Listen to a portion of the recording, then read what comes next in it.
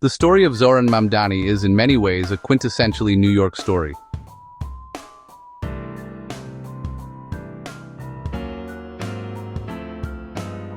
It is a tale of immigration, of finding one's voice in a bustling metropolis, and of a deep-seated desire to fight for the community that raised you.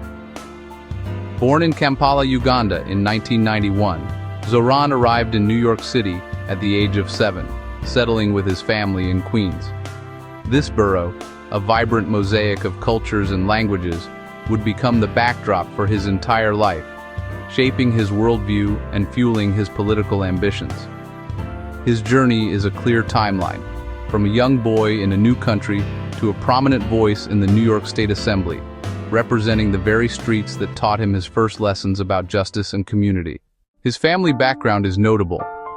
He is the son of filmmaker Mira Nair and academic Zohran Mamdani, individuals whose work often grapples with themes of identity, post-colonialism, and social justice. Growing up in this environment instilled a critical perspective on power and inequality from a very young age.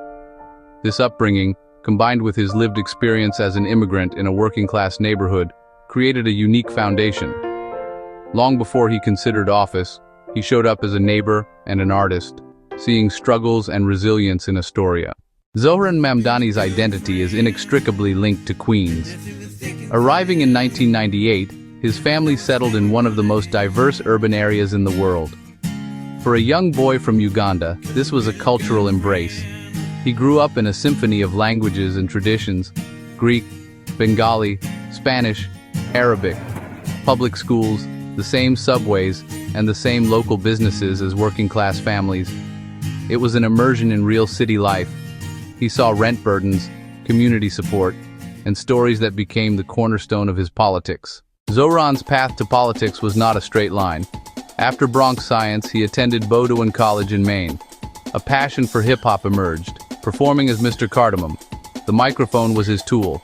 It was storytelling and social commentary, identity, displacement, the immigrant experience. This period taught messagecraft and audience engagement. He learned to speak truth to power in another arena. Back in New York, the focus shifted to direct advocacy. On the housing crisis front lines, navigating bureaucracy and predatory lending. He saw policy harm firsthand and understood the limits of case-by-case relief. The calling became clear. Move from counseling to legislating. By 2020, frustration peaked. It felt like bailing a sinking ship with a bucket. The problem wasn't effort, it was a tilted system. Policy favored developers and landlords. State-level inaction fueled daily desperation. He chose to run for the assembly, challenging the incumbent in AD 36, Astoria, where representation lagged. Too cozy with real estate, not responsive to tenants and immigrants. A younger, more progressive district needed a voice. His campaign centered a simple premise: housing is a human right. He rejected real estate and corporate PAC money.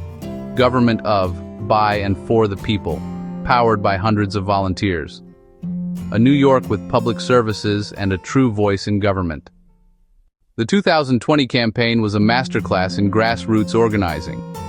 Running as a democratic socialist, he built people power over big checks. Volunteers knocked doors, made calls, and talked to neighbors. They organized the often ignored young people, renters, immigrants, workers. A simple, radical clarity: tax the rich, heal the poor. They pushed rent control, a Green New Deal, and fully funded schools. They championed a fare, free transit future. A key DSA endorsement amplified resources and reach. Astoria lit up with campaign colors. On June 23rd, the upset landed. Victory in the Democratic primary. Proof you can win without corporate money. A community-wide project and a new kind of politics. Arriving in Albany in January 2021, he moved fast. Campaign promises became legislative action. He centered working-class New Yorkers. He joined forces with a progressive bloc to push ambitious policy. Policy work spanned interconnected struggles. A leading champion for good cause eviction and stronger tenant protections. Stable housing is foundational. Improving public transit remained tireless work. He co-sponsored Fix the MTA, more service, more access, more equity. He argues mobility is a public good. He documents the system to press for reform. Systemic change is slow, but wins are real. He helped secure billions for the Excluded Workers Fund, bringing relief to those shut out of federal benefits. He supported bold tactics to win that fight. Another landmark, Build Public Renewables Act in 2023, empowering public clean energy, design, build, and operate renewables. Local wins, more school funding, smaller classes, better resources, infrastructure, parks, and safer streets. Improved ferry access and transit integration. Fought cuts, boosted frequencies, pushed Fix the MTA. Incremental wins that change daily life. Albany brings significant challenges. As an outspoken socialist, he clashes with centrists. Real estate's influence is formidable. Bills stall. A slow, opaque process where power can block progress. He faces mischaracterizations and must counter with clarity. He builds coalitions and applies pressure while holding core principles. Progress is often incremental. He must inspire the base and deliver concrete results, proving that organized struggle moves the needle.